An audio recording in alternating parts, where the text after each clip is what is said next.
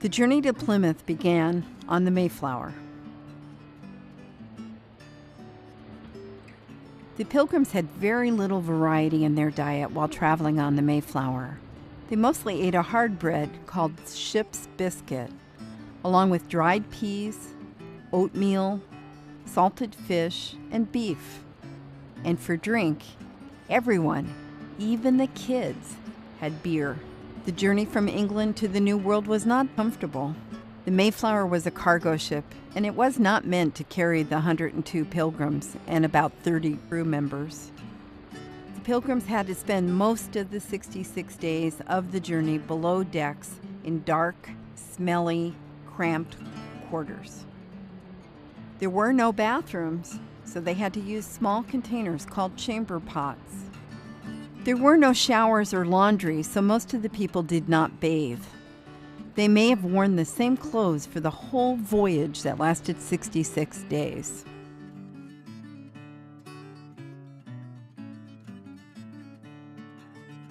Scholastic and Plimoth Plantation take you on a virtual field trip to Plymouth. We are going behind the scenes, visiting the homes, the gardens, and the fort overlooking Plimoth Plantation. Teachers and students have asked us to return and take them back in time to show them what life was really like during the 17th century. Plimoth Plantation is a recreation of some of the homes, gardens, storehouses, fields, and fortifications that the English colonists had built by 1627. Welcome to Plimoth Plantation. My name is Kim Van Wormer, and I'm Director of Education and Public Programs here at the museum. And I'm Kathy Walsh. I'm Director of Teacher Outreach for Scholastic.com. Last year, our webcast that was brought to you by Scholastic and Plimoth Plantation had a viewership of over 8.5 million users. This year, we have returned at teachers' request to go behind the scenes to show you the homes of the Pilgrims and the daily life of the Wampanoag. We're really excited to have you back here again at Plimoth Plantation. Welcome. Our first stop, the fort or meeting house. Here you will meet Goodman John Howland, a colonist who is also a member of the militia. All men ages 16 to 60 were required to serve in the militia. We meet John Howland as he serves on watch. Goodman Howland will describe his clothing, his weapons, and his responsibilities. Standing watch it is, it is that every night we must stand a court of guard here at this blockhouse, and so that if there be any trouble during the night, that there are men that might give hue and cry for fear of perhaps attack from diverse enemies, or as well fire, for that we will be the first to see it. My helm here protects my head, of course, and then my corslet or breastplate protects my breast and my back as well. Some of the weapons that I have here are my musket, matchlock it is. How it works is this belt here is called a bandolier, and these little bottles are called cartouches. It's where measured shot of gunpowder is kept. Load that into the pan, and so close it. And then, when ready to fire, set my match. And so then lay down onto the sear here. Serpentine comes back into the pan, and so fires off the piece. Backsword or cutlass, use it for defense in close quarters. I've never had to use it. God's will, I never will have to. We are now within the fort, as well as our meeting house it is. We built this back some 2 years after we arrived in this country, back in 1622. It was built for our defense, as well as a place where we might keep our court, as well as a meeting house for our religious services on the Sabbath. Where we are now is where the guns are kept. There are 6 here. They fire about 1.5 miles out into the bay. This hill we are on, we call the Mount. It is the highest hill in the town, and so that you can see quite a distance out, not just into the countryside, far out into the bay, so that you can see oncoming ships. About 1.5 miles it is, so that's about as close as a ship can get. In truth, that's as far as our ship could get here, the Mayflower, back in 1620. What we learned. All men, ages 16 to 60, were required to serve in the militia. The men who were on duty watched for enemies and for fires that might break out in the village. The fort was built in 1622 on a hill overlooking the English village. The fort, or blockhouse as it was called, served as a defensive site as well as a meeting house for religious services on the Sabbath. It also served as a courthouse.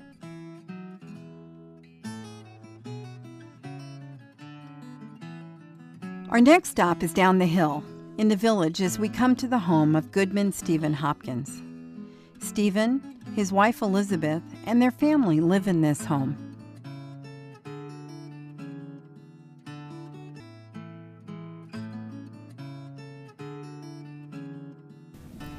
When you were building the houses, what kinds of tools did you use? And did you bring those tools with you onto the Mayflower? A tool like this one, for example, this is called a froe. You can see how it works by taking advantage of the nature of the wood and its natural weakness along the grain. And to make clapboards such as we have on the outside of the house, such a tool is necessary. For splitting larger timbers, to use a wedge beat in by a beetle, and for cutting things off, a thwart saw. These such tools as we did bring out on the Mayflower, although in the case of many of the tools with iron heads, the heads were brung, but the wooden halves were fashioned here in this country. Thus, the tools that we would use for building houses here in the New World. What we learned. A beetle is a large, heavy wooden hammer used with a wedge to split wood. The Pilgrims brought many of the iron heads of tools with them on the Mayflower, but they made the handles in Plymouth.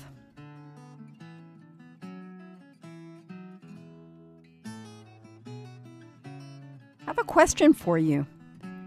Why do you think they didn't bring the complete tools with them on the Mayflower? John Howland and Stephen Hopkins are discussing how the home was built and the current conditions of the home. Let's listen in. After that we had put all them poles up. Oh, how do you do? Good day again. I grant you good afternoon. You are welcome in my garden. We was just talking about the house here, a rude cottage. We put her up quickly, thatched the roof out of marsh grass, reeds really. Many of us that come out here were not particularly of the trade of building houses.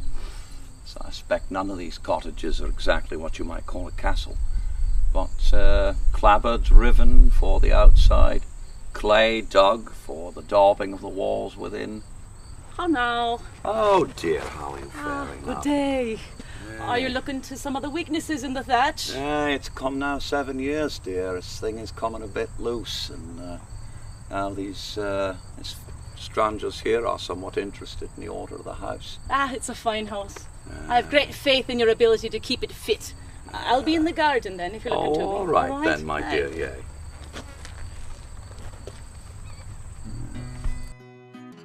What we learned.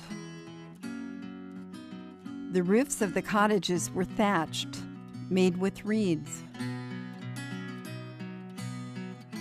Interior walls of the homes were daubed with clay dug from the ground.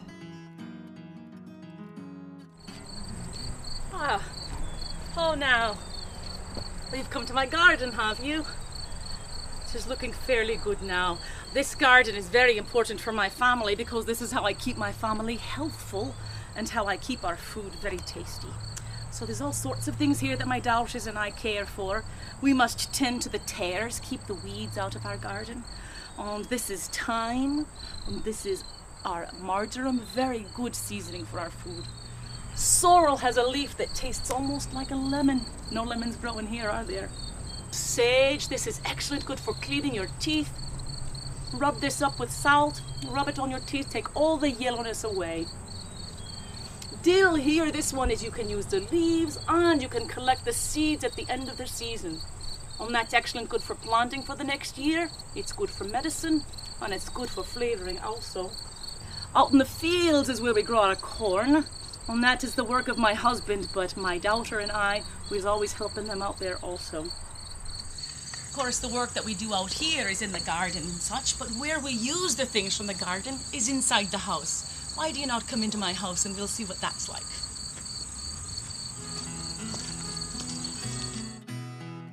What we learned. Pilgrims grew vegetables and herbs in their gardens. Herbs were dried and preserved for the winter. Corn was grown in the fields around the village. Pilgrims mixed sage with salt to clean their teeth. It removed the yellow stains. The women and daughters tended to the gardens, but helped in the cornfields as well. Ah, good day again. My husband, we've got visitors again. Who comes, wife? Hey, come to the door and see. Welcome to our house. You're welcome here, strangers. Mayhap you've never been in a house like this. It's quite simple, is it not? And many things that we need for our life is in here. It is so. You might be wondering about this, aren't you? This eel pot. And my son used this day to catch eel. He set it in the river so that when the tide come in, the eel swim into it. They swim right through there into this part and they cannot get themselves out. It fills up. This place is fat with things like eel. Fat eels. And then brings it home and we take off the top and reach in. And there we've got eel for our supper. Good eel pie or roasted eel. You know, you saw me in the garden earlier. These are some of the herbs that I would use. Dry them up and I will have them all the winter time. Welcome. Now I see you're in my kitchen. Right by my fire. Oh, this is my hearth. A hearth is a fire where I cook. I cook by hanging my pots on the fire and keep it closer to the fire to make it boil hotter and pull it farther up from the fire if you don't want it to boil so fast. There's other pots that I've got that can sit right on the coals. They've got feet on them.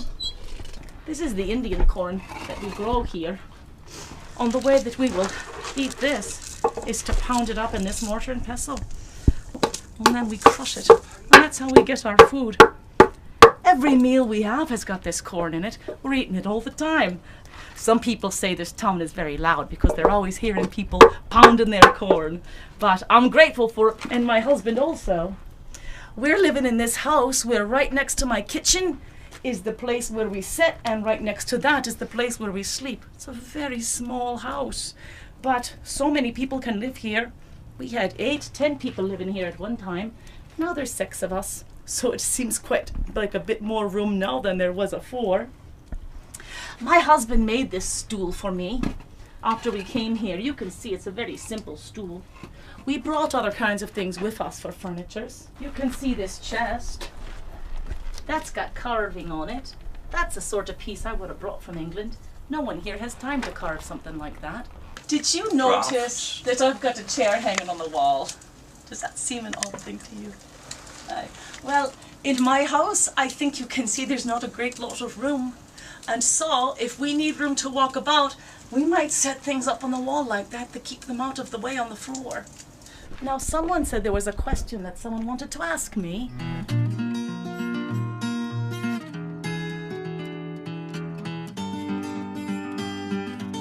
That house seems awfully small. How did you sleep all those people in that house?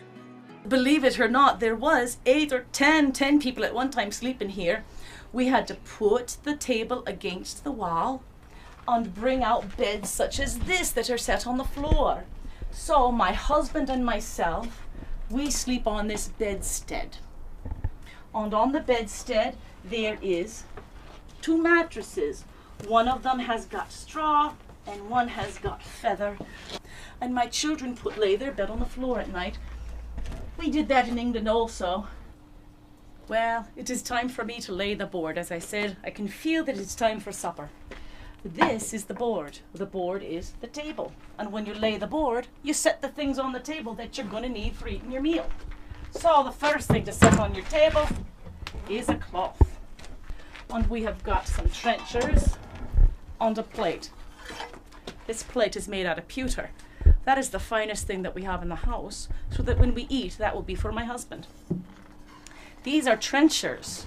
Trenchers are pieces of wood with a part carved out for your food and a part carved out for your salt, so that everyone can scoop salt out of the salt cellar. It's a little bowl of salt, and pour it into their trencher. And we've got a spoon here that's made out of pewter. That will be for my husband. We've got a spoon here that's made out of the horn of a cow. That's not as fine as pewter, so that might be for one of the children to use. A wooden spoon we also have, and that's less fine than the bone. But if you're going to be eating with your fingers get very dirty. So our napkins are quite large. When we're eating our supper, women keep their napkins on their laps, but men put their napkins over their shoulders. That way they can wipe their hands on the napkin, and my husband can wipe his beard very easy. Got some larger pots for drinking for my husband and I. We've got a smaller cup that's made out of the horn of a cow also, and that's for my little one to drink from. Well, I do not have enough food for all of you, so I fear that you're going to have to go to your own homes for supper and come back to see us another time. But we do look forward to seeing you then. What we learned. Houses were small and storage was very limited. Trenchers were wooden plates with a small cutout for salt. The Pilgrims didn't use forks. They ate with spoons, knives, and their fingers, and they had really big napkins. Pots were hung over the fire and raised or lowered to adjust the heat. Corn was ground with a mortar and pestle and was an important food staple for almost every meal. The Pilgrims brought some furniture over with them on the Mayflower. The men in Plymouth made other simple furniture. Thank you for joining us on our visit to the 17th century English village at Plimoth Plantation.